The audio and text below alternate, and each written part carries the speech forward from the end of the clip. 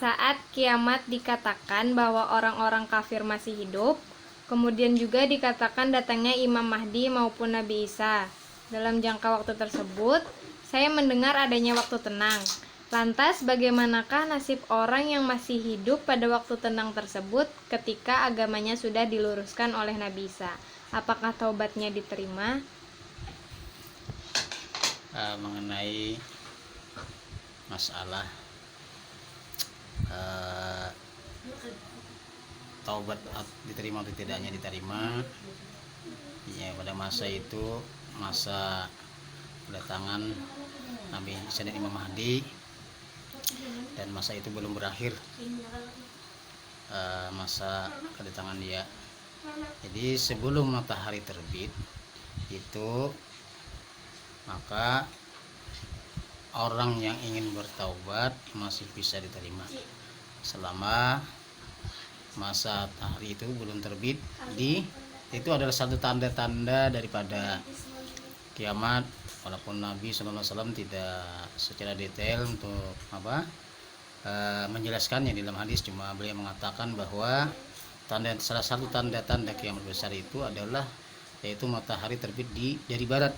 Nah, jadi kan sudah bersalahan dengan secara akal kita bahwa matahari terbit kan dari timur, kan tenggelam dan ketenggelamnya dari barat. Nah, sekarang bilang Nabi dikatakan bahwa tanda-tanda hari kiamat itu adalah bahwa matahari itu terbit dari barat.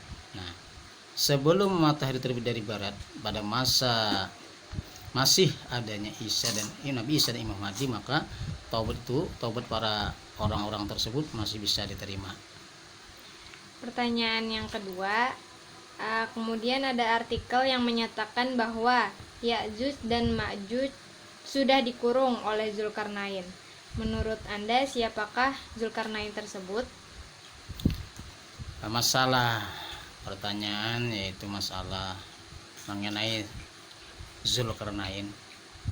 Beliau adalah seorang raja pasca Raja Namrud pada zaman Nabi Ibrahim alaihissalam. Nah, Zulkarnain ini memang disebutkan di dalam Al-Quran itu pada surah Al-Kahfi ayat 83 sampai 101. Walaupun saya kurang hafal lah masalah ayat tersebut.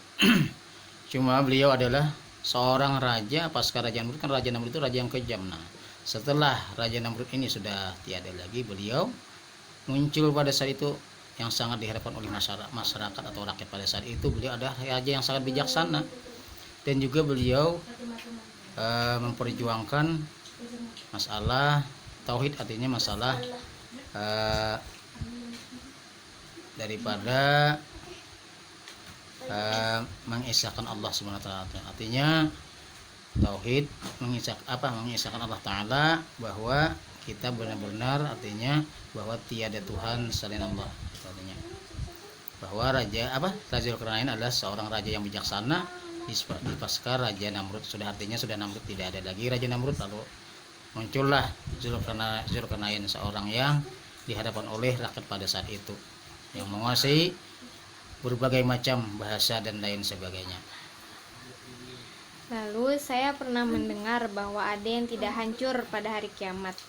Apakah hal tersebut? Bisakah Anda memberikan contohnya?